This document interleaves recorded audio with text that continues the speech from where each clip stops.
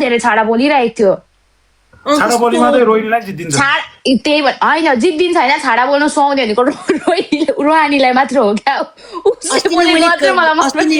अस्ति नै मैले यस्तो गाली गरेर यस्तो उसलाई डेरे भनेर रिस उठाएर मलाई फेरि रिक्वेस्ट अब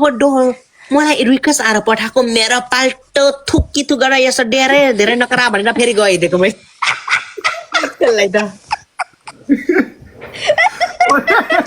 रोहिणी यसरी आउनु दिन्छ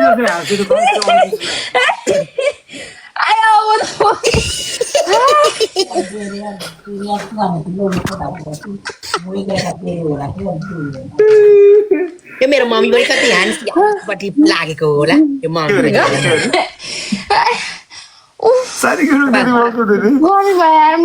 म त कसम भने यति मजा लाग्छ कि तपाईँहरूलाई अल्छी लागेको छ मलाई हेर न मुड डाउन यताउता लाइभ हेर्नु जानु ओभर रमाइलो हुन्छ मलाई हेर न यस्तो गरम थाइलेमा यस्तो भतभती तपाईँ आए बा यस्तो लिएर आउनु कि छोटो लुगा लिएर आउनु यस्तो गरम भतभती तपाईँ पसिना निस्किँदा कताबाट थाहा नै हुन्न ल म आउँछु तिमीलाई स्किन केयर प्रडक्ट्स लिएर एक दिन चाहिँ रोहिणी पुरै साडी लाएर विग लाएर आएर देखाइदिएन ल विग लाउनु पर्दैन कपाल यो त किचकन्डी भएर आइदिन्छ राम्री भएर साडीहरू लाएर आउ न ल ट्युसडे मेरो मङ्गलबार मेरो छुट्टी छ म साडी लिएर आउँछु ल ट्युसडे लाइभ आउँ ल खतरा नादिन्छ साडी लाएर टिकटकमा रिपोस्ट गरिदिनु पर्छ नि फेरि ल तिम्रो कुन पोस्ट अहिले म लाइभ एन्ड गरे पछाडि उयो गर्छु सिजलिङ दिदीलाई अनि अमर तामाङ स्वामीलाई मैले ट्याग गरेर चढाउँछु ल ट्याग गर न म रिपोस्ट गर्छु त सपोर्ट छ तिमीलाई त मेरो फुल अन सपोर्ट छ बुझ्यौ जुगाले घोच्छ थाहा छ तपाईँले त्यही भन्नुहुन्छ भनेर मलाई हेर न सिजलिङ दिदी मलाई यहाँ थाइल्यान्डका अङ्ग्रेजीहरूले के भन्छन् थाहा छ तिमी कताबाट हो भन्छ म त बर्माबाट भन्छु होइन अनि के बर्मा जस्तो लाग्न तिमी त रसियाबाट नभए पनि युएसएबाट जस्तै किन थाई बोल्न जानु कि रे यही जन्मेको भन्छ किन म त बर्माको यही जन्मेको त होइन यहाँ खतरा ट्यालेन्टेड हो नि त नभन्नु न म नेपाली गीतलाई बर्माले गाउँदाखेरि यस्तो भाइरल भयो कि त्यो आइन्डी बिहानबाट स्वामले उडाइदिएका मेरो आइन्डी स्वामीले मेरो आइन्डी एक दिनमै 3टा खप्लक्कै खाइदिएका हो Guys, let's go for 5 million tap tap. खै हाम्रो 1 मिलियन भयो मेरो त तर 100 मा पुग्छ सबैजनाले tap tap tap tap tap tap tap हैन 8वटा रुस त दिनु न तपाईहरु यार कस्तो छि असम्भव भन्यो अस्ति लास्ट महिना लाइक 1 महिना अगाडि सिजलिङको पनि बर्थडे थियो नि 1 महिना अब 1.5 महिना भनौँ 1.5 महिना अगाडि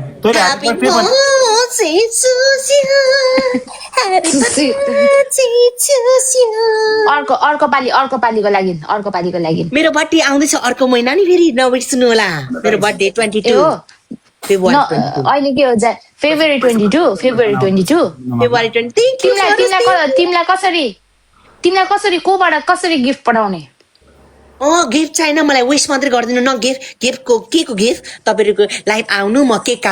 काट्छु मिस तामाङ स्वामी अनि तपाई आउनु केक काट्छु अनि लाइभै काट्छु ल 22 हैन 22 सेकेन्ड मलाई गिफ्ट नसिब मलाई पाउनु चाहिन क्या तपाईहरुको माया चाहिन्छ केको गिफ्ट तिमीलाई त मेरो माया त मुटु भरिको मेरो मुटु यस्तो भित्रदेखि मेरो माया छ तिमीलाई मेरो मुटु पनि फेरि तपाई भन्दाखेरि भटक गर्छ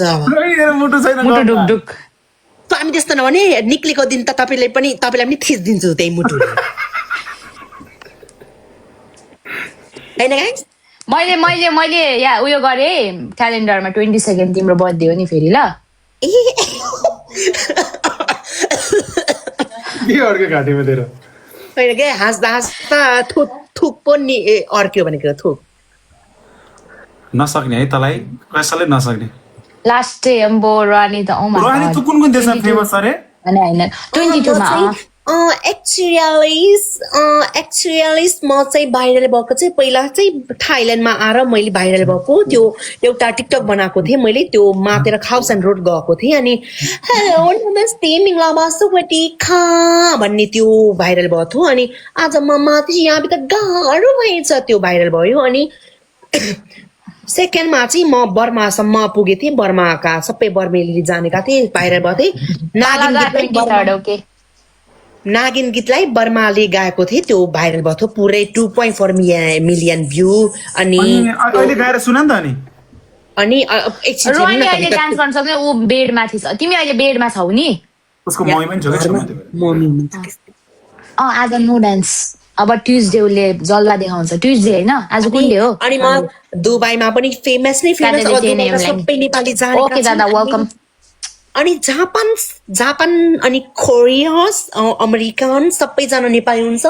सबैमा म फेमस छु भनौँ न अब सेलिब्रेटी भनौँ न अब 2020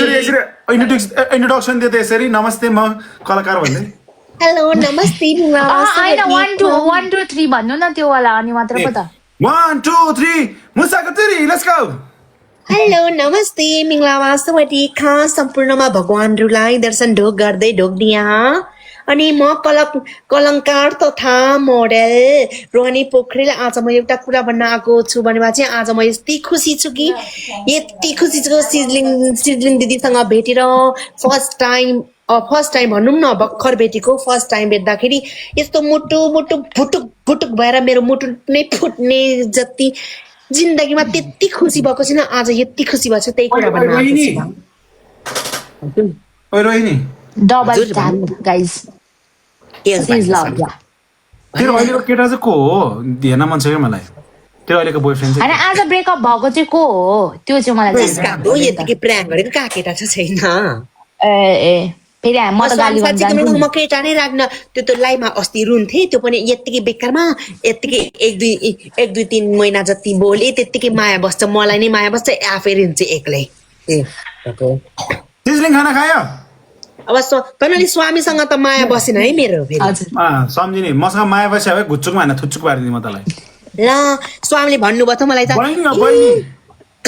रोहनीलाई त नभए मैले मन पराउँथेँ नि भन्दै हुनुहुन्थ्यो मैले सुनेको थिएँ मलाई हिजो भन्दै हुनुहुन्थ्यो रोहानीलाई त म लास्टै मन पराउँछु रोहानी इज लभ मेरो मुटुमा या मेरो मनमा छ रोहानी बसेको भनेर भन्दै हुन्थ्यो है त्यसरी भन्नुहुँदै थियो कि थिएन भने त ओइ रोहिणी तैँले मिङ्ला नभने भए म तँलाई सिजलिङसँग पे गरिदिन्थेँ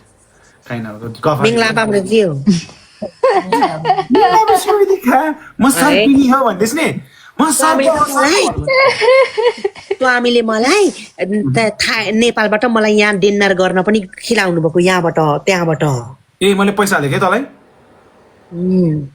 डिनर गरेर गएँ नि म थाइल्यान्डमा स्वामीको माया यति पाएको छ कि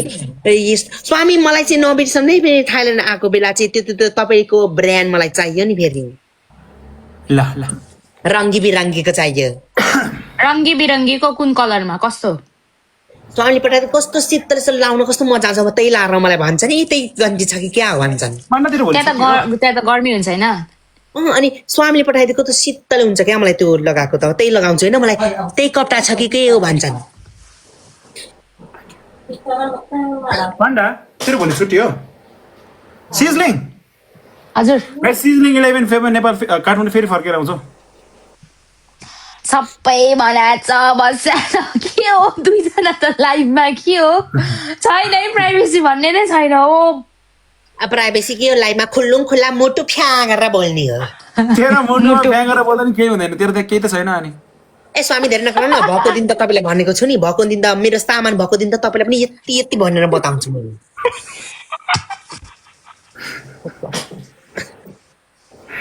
अहिले म यहाँ केही बोल्नु सिजलिङ दिदी के खाना खानुभयो आज के तरकारी खानुभयो दाल सब्जी अचार भात कति पछाडि घरको खाना हाम्रो चाहिँ के खाका रे सुँगुरको खुट्टाको चटनी ओ वाउ मिठो हुन्छ मलाई के कस्तो मिठो हुन्छ खट्टो मेरो आन्टीले बनाएको त्यसलाई के भन्छ रे मिठो लाग्छ ए मम्मीले कि आन्टीले थाहा छैन आन्टीबाट आएर जानुभयो नि नभए चिनाइदिन्थे मेरो आन्टीहरूलाई नाइट ड्रेस रबरी खै मैले 2-3 वर्ष भयो कहाँबाट लिएको थाहा छैन ए रोहानीले जे हँसाउँछ न्यु रोडबाट लिएको हो त्यो सिजरिङ म नेपाल आएमा ढेँडो खिलाउनु ल म ढेँडो खान मन लागेछ मलाई थाहा त छैन ढेँडो नेपाल आयो भने तँलाई म ह्यान्च्याइसँग भेटाइदिन्छु तर कोसँग कहिले टिकटकमा पठाएको होला भेटाइदिन्छु। त्यस्तो धेरै मन परेन हौ छि, छि, मलाई। छि। अलिकति त्योसँग भेट्न आज ढेरै। ठिकै राम्रै छ तर अरू हेरौँ न। आज काम गर्दा गर्दै हर्दी नै लाएर हर्दी नै मेटेर हेर न नङमा हर्दी लाएर छ्याक्क खै हर्दी खै हेरौँ त हर्दी। हर्दी है हर्दी यहाँ येलो कलरको हर्दी यहाँ हेर न नङमा खै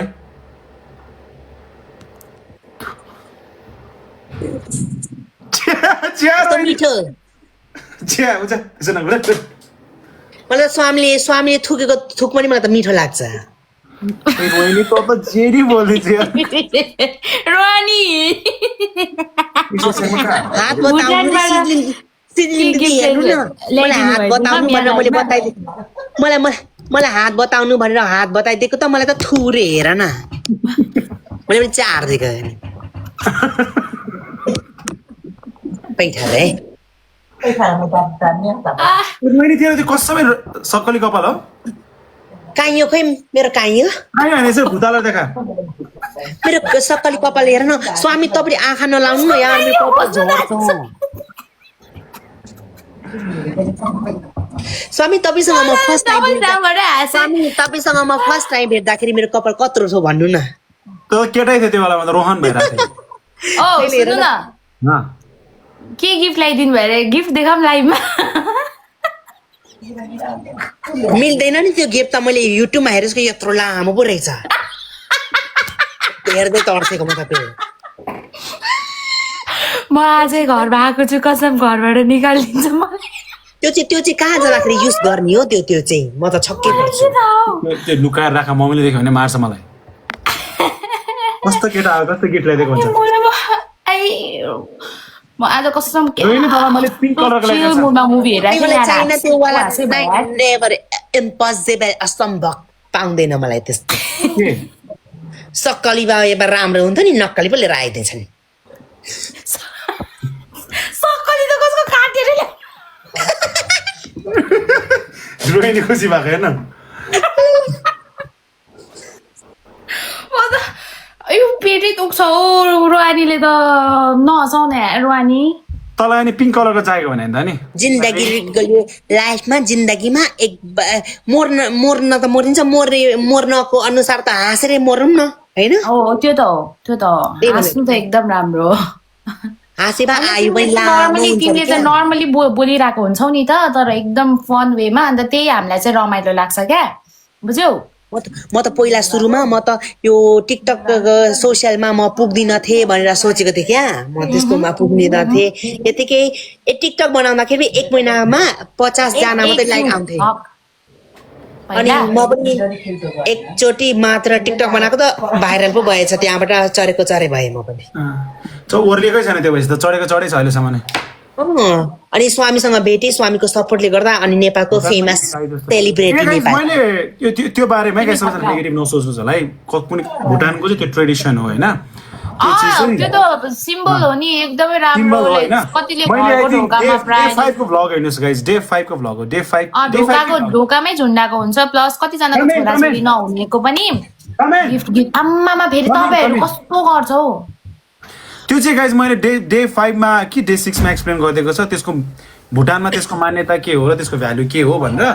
त्यो भएर जे पाइते चाहिँ नभन्नु है त्यो मैले पनि मेरो भुटानको भ्लगमा भनेको छ पहिला जाँदाखेरि तर मेरो त डेन्जर ट्रोल लाग्थ्यो तर पनि त्यो चाहिँ सिम्बल हो क्या त्यहाँ चाहिँ राम्रो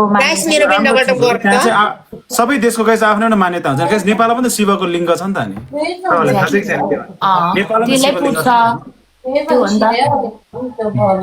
भुटानको पनि आफ्नो एउटा मान्यता छ मैले डे 5 डे 6 मेरो गाइडलाई मजाले एक्सप्लेन गर्न लगाएको दिदी सिजलिङ दिदी हेर न नेपाल आउने भनेको स्वामीसँगै अब पासपोर्ट चाहिँ मेरो पासपोर्ट तामाङले उडायो है मलाई हावाले त उडाउँदैन तामाङले उडाउँछ त्यस्तो खुट्टै दुःख फ्या गर्नु पर्यो खुट्टा के बोले होइन के लाग्छ तामाङले उडायो है भन्छ अन्त खुट्टा फ्या गरेर बस्ने भनेको खुट्टा कस्तो खुट्टा निधायो नि त्यसले फ्या गर्नु पर्यो भनेर लमा तन्नै पर्दिएको उसले भन्दा सुहाउँछ क्या बुझ्नु कस्तो रमाइलो हुन्छ मैले जे भन्दा पनि नरिसाउन न पहिले सुरुमा स्वामीलाई मैले तँलाई रन्डा भनेर बोलाएको तिम्रो स्वामीले मारेन स्वामीलाई त्यो शब्द मन परेर बिचकै एक खरी गरी भन्न लाउँछन् तिमीले मलाई भनेको त एकदम खाली